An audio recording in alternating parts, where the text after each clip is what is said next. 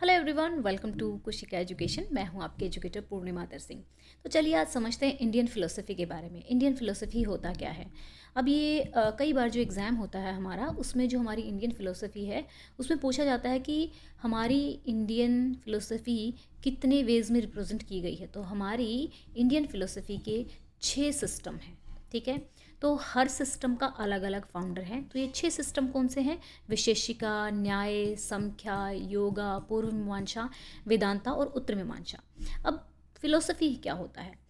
Philosophy ना India में इस चीज़ की इंक्वायरी करने के लिए अराइज हुई थी कि लाइफ और डेथ, कि हम लोग एग्जिस्ट करते हैं, जीव एग्जिस्ट करते हैं, कि ओके जीव आता कहाँ से है, यानी कि ये हमें बायोलॉजिकली पता है। लेकिन कई बार लाइफ में ऐसा होता है कि जब हम लाइफ के सारी चीज़ें बायोलॉजिकली नहीं एक्सप्लेन कर पाते, कुछ मिरेकुलस चीज़ें होती हैं, डेथ के बाद हमें लगता है कि कहाँ चला जाता है जीव, कई बार पूरा शरीर रहता है। तो उन सब के बारे में, ठीक है, बियॉन्ड जो चीज़ें हमें नहीं पता है, जो हम एक्सपेरिमेंट नहीं कर सकते हैं, उनकी मिस्ट्री को जानना ही फिलोसफी है। तो इसी तरीके से बहुत से ऋषि मुनि हुए जिन्होंने कुछ ट्रेडिशन बनाए, जिन्होंने कुछ फिलोसफिकल थॉट्स बनाए, जिन्होंने कुछ ने कहा कि आत्मा और परमात्मा एक है, किसी ने कहा कि आत्मा और परमात्मा अलग अलग है, किसी ने कहा कि कर्म अच्छे करना ही साल्वेशन, मुक्ति पाने का तरीका है, किसी ने रीबर्थ को माना तो किसी ने रीबर्थ को नहीं माना। तो उसी में हम इंडियन स्कूल ऑफ फिलोसफी के बारे में जानेंगे। इसको इंडियन स्कूल ऑफ फिलोसफी इसलिए बोलते हैं क्योंकि जो ये फिलोसफी ओरिजिनेट हुई थी ये भारतीय सब कॉन्टिनेंट में हुई थी। तो ये आपको याद रखने हैं कि 6 सिस्टम कौन से हैं। मेनली क्वेश्चन यहीं से आता है कि 6 सिस्टम हमारे कौन से हैं। विशेषिका, नव्य, संख्या, योगा, पूर्व मीमांसा, वेदांता और उत्तर मीमांसा, राइट। तो जो ये सिक्स फिलोसफिकल जो हमारे सिस्टम है, इनमें अपनी अपनी अलग से डिस्टिंक्शन भी है, मतलब अलग अलग व्यू भी दे रहे हैं, बट कहीं कहीं आप देखने को मिलेगा कि सभी लोगों में कुछ एक हार्मनी भी है, ठीक है ना, एक सिमिलरिटी भी नज़र आती है। तो ये बहुत जनरेशन से इनका कंट्रीब्यूशन रहा है। तो इनके बारे में पढ़ते हैं। इंडियन फिलोसफी में हमारा जो ऑर्थोडॉक्स स्कूल है, जिसमें इस ऑर्थोडॉक्स स्कूल में ही ये 6 सिस्टम आते हैं। इसको कई बार सनातन धर्म भी कहा जाता है, ठीक है, और कई बार इसको एज अ हिंदुज़म भी रिप्रेजेंट कर दिया जाता है। क्योंकि जो ये हमारा Orthodox school of Indian philosophy है, हम हेट्रोडॉक्स भी पढ़ेंगे। तो इसमें क्या होता है, जो एंशियंट वेदास हैं, ठीक है, वो उनको सोर्स माना गया है स्क्रिप्चुरल अथॉरिटी का, यानी कि जो स्क्रिप्चर्स हैं, जो पुस्तकें हैं, जो वेदास हैं, वही सोर्स हैं जिससे स्पिरिचुअलिटी आएगी। अब हिंदुइज्म जो है 6 सिस्टम ऑफ फिलोसफी और थियोलॉजी से बना हुआ है, जो कि मैं पहले भी बता चुकी हूँ। संख्या के जो फाउंडर थे वो थे कपिला। ये ओल्डेस्ट ऑर्थोडॉक्स स्कूल है फिलोसफी का। ये कहता है कि जो भी कुछ है ना दुनिया में, एवरीथिंग इन रियलिटी में हर चीज़ पुरुषा और प्रकृति से बनी है। प्रकृति में हम लोग भी आ जाते हैं, ठीक है, और क्रिएटिव एजेंसी हो गई, एनर्जी हो गई, ठीक है। पुरुषा में सेल्फ, सोल और माइंड आ जाता है, ठीक है। तो यहाँ पे अगर आप इसको समझना है तो ये समझिए कि जो पुरुषा होता है वो फिक्स्ड है, you can't change that. And पुरुषा जो है एक तरीके से मेल एनर्जी को रिप्रेजेंट करता है, मेल फीचर्स को रिप्रेजेंट करता है, प्रकृति फीमेल फीचर्स को रिप्रेजेंट करती है। और अगर और ज़्यादा तरीके से इसको समझना है तो पुरुषा आप ये समझ सकते हो कि जब जो पुरुषा है, हर इंसान के अंदर जो पुरुषा है वो प्रकृति से, मोह माया से एक तरीके से ढका हुआ है। जब इन दोनों में डिफरेंसेस कम होना स्टार्ट हो जाता है, ठीक है, तो हमें साल्वेशन अचीव हो जाता है। पुरुषा कैन नॉट बी मोडिफाइड और चेंज्ड वाइल प्रकृति bring changes in all the objects, ठीक है। जैसे कहा जाता है कि भाई आत्मा अमर है, काइंड ऑफ, ठीक है, वैसा समझ सकते हो। लेकिन आपको ध्यान रखना है पुरुषा और प्रकृति के बारे में संख्या फिलोसफी जो है वो बात करती है। और ये चीज़ ध्यान रखनी है कि जो कपिला है वो इसके फाउंडर रहे हैं। योगा पतंजलि के बारे में जानते हैं। ये तो सभी को पता है कि योगा पतंजलि से आया है। तो योगा का मतलब होता है दो चीज़ों का जुड़ना, union of a two entities, ठीक है। अब योगा टेक्निक क्या है, ये कंट्रोल सिखाती है बॉडी में, माइंड में, हमारे सेंस ऑर्गन में, ठीक है। तो इसको एक साधन समझा जाता है मुक्ति पाने का, ठीक है। जैसे मान लो अब इसमें क्या है, इन्होंने कुछ तरीके बताए हैं, योगा में कुछ तरीके बताए गए हैं कि अगर इनको हम फॉलो करते हैं तो हम मुक्ति पा सकते हैं। मुक्ति किससे? रीबर्थ से, या फिर नॉलेज, जो हमारी नॉलेज है, हमें अल्टीमेट नॉलेज प्राप्त हो जाएगी। This freedom could be attend by practicing self control. Self control का यमा कहा जाता है इसमें। ऑब्जर्वेशन ऑफ रूल्स, नियम, ठीक है। फिक्स्ड पोस्चर आसना, प्राणायामा जो ब्रेथ कंट्रोल होता है, choosing an object pratyahara and fixing the mind dharana यानी कि एक तरीके से meditation, concentrating on choose an object dhyana and complete dissolution of a self merging the mind and the object samadhi जब लग जाती है, ठीक है, जिसका ध्यान लग जाता है। ध्यान एक अलग चीज़ होती है, समाधि एक उससे ऊंची अवस्था होती है, ठीक है। अब बात करते हैं न्याय गौतम की। न्याय यानी कि जो न्याय है वो गौतम मुनि के द्वारा फाउंड किया गया है। ये फिलोसफी ये कहती है कि नथिंग इज़ एक्सेप्टेबल जब तक कि वो लॉजिकली और रीजनेबली यानी कि साइंटिफिक अप्रोच से वो प्रूव किया जा सके। हर चीज़ को हमें क्वेश्चन करना चाहिए, हर चीज़ को हमें रीज़न के अकॉर्डिंग ही हमें फॉलो करना चाहिए। अब फॉर एग्जांपल इसमें कहा जा सकता है कि चलो ठीक है, अगर आप ध्यान लगा रहे हो तो आप ये सोच सकते हो कि क्यों लगाना है ध्यान एंड इससे क्या बेनिफिट मिलने वाला है और मैं क्यों ऐसा कर रहा हूँ। तो रीजंस होने चाहिए, उसके साइंटिफिक अप्रोच होनी चाहिए, ठीक है। तो इनको कई बार फाउंडर ऑफ लॉजिकल थिंकिंग भी कहा जाता है, ठीक है। इन्होंने ही Nyaya is consider as a technique of logical thinking, logically think करना। Nyaya Sutra says that there are 4 means of attaining valid knowledge. तो अब आपसे क्वेश्चन पूछा जाए कि कौन सा फिलोसफी ये कहता है कि 4 तरीकों से वैलिड नॉलेज यानी कि ज्ञान प्राप्त किया जा सकता है, तो आप लिख के आएंगे न्याय। Perception, inference, comparison and verbal testimony.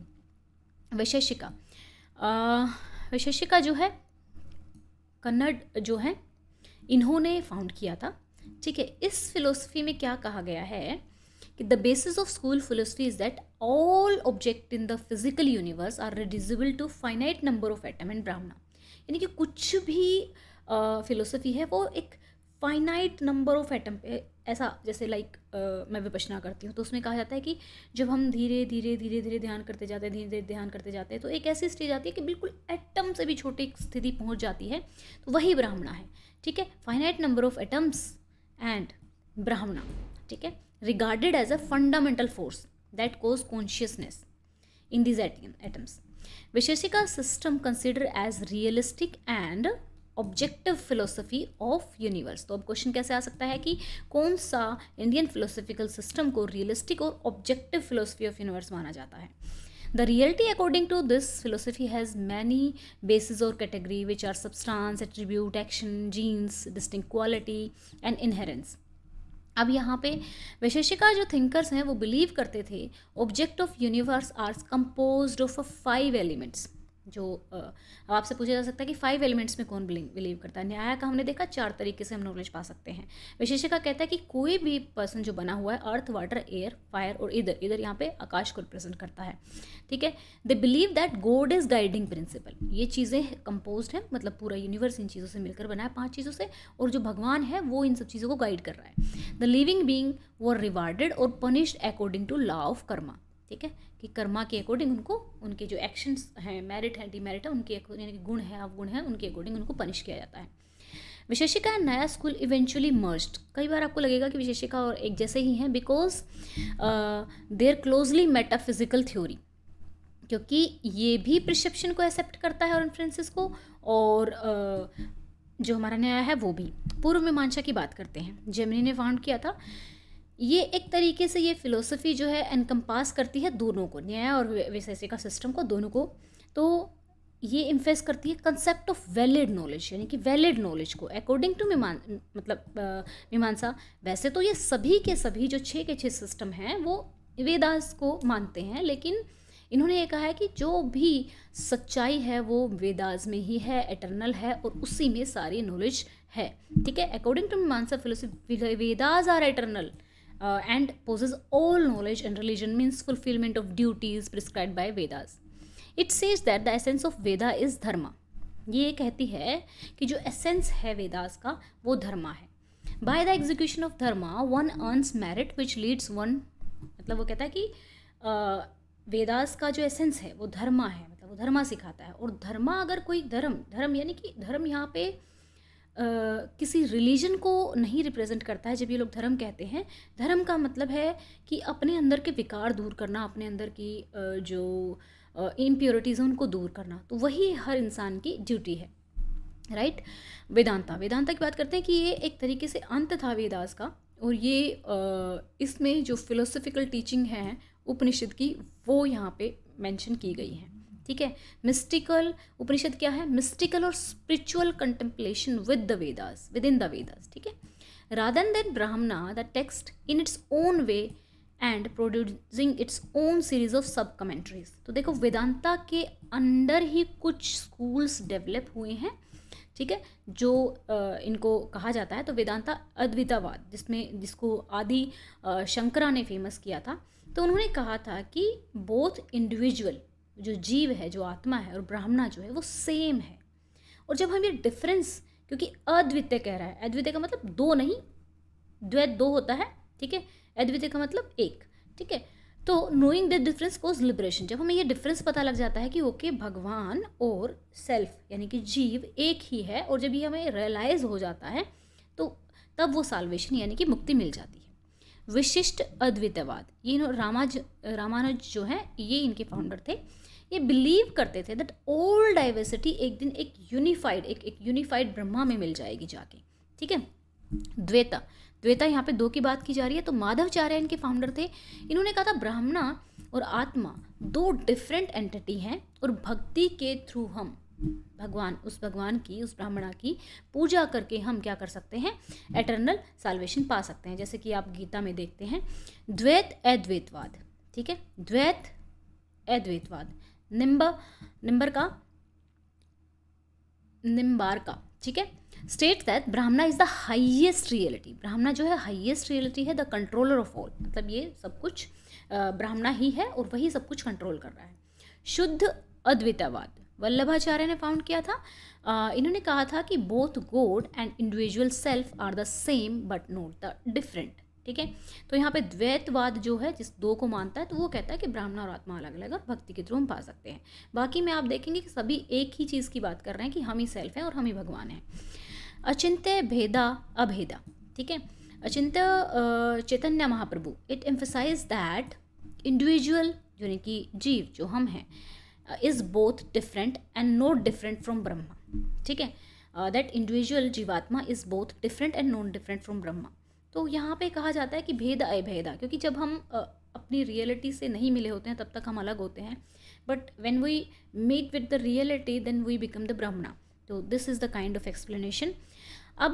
अभी हमने क्या पढ़ा? ऑर्थोडॉक्स स्कूल्स, जो कि कहीं ना कहीं अपनी जो सोर्स ऑफ नॉलेज लेकर आ रहे हैं, अपना नया स्कूल डेवलप कर रहे हैं, वो कहाँ से लेकर आ रहे हैं? वेदांत से लेकर आ रहे हैं, ठीक है। तो सेम वे कुछ ऐसे unorthodox schools of Indian philosophy हैं जो कि वेदास की अथॉरिटी में नहीं मानते हैं, ठीक है। सो वैसे उनको देखा जाए तो अनऑर्थोडॉक्स भी, उनको नास्तिक भी कहा जाता है, ठीक है।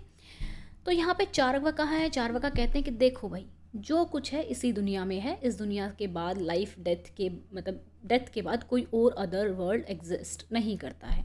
तो according to Charvaka there is no other world, hence that is the end of humans and pleasure is the ultimate object in life, यानी कि मज़े लो, खूब मज़े लो, कर्जा लेके मज़े लो, कोई दिक्कत नहीं है। तो चार्वाका की ये फिलोसफी थी। इसको सम टाइम लोकायता फिलोसफी भी कहा जाता है, यानी कि फिलोसफी ऑफ अ मासेस। अब बुद्धिस्ट फिलोसफी सिद्धार्थ गौतम कहते हैं वो भी नॉन थिस्टिक फिलोसफी है, जो कि इस चीज़ में पढ़ना ही नहीं चाहते कि गॉड एग्जिस्ट करता है नहीं एग्जिस्ट करता है। और वो कहता है कि ब्लाइंडली वेदास पे ब्लाइंडली, ठीक है, बिलीव करो बट नॉट ब्लाइंडली वेदास को फॉलो करना भी सही नहीं है। वो मानते थे कि जो दुनिया है वो फुल ऑफ मिजरीज है, एंड जो आदमी है उसकी मेन ड्यूटी है लिबरेशन, मुक्ति पाना इस पेनफुल वर्ल्ड से। तो अच्छा, मुझे ये बताना कि आपको इनमें से सबसे अच्छा कौन सा लगा। अब जैन फिलोसफी जो है महावीरा ने दी थी, आपको मालूम है। तो इसमें क्या होता है, ये अनेकांतवाद को फॉलो करता है। इसमें क्या होता है, ये कहता है कि रियलिटी को जानने के लिए ना एक से ज़्यादा तरीके होते हैं, कोई एक सिंपल पॉइंट नहीं है कि हम इसी तरीके से फाइंड आउट कर सकते हैं।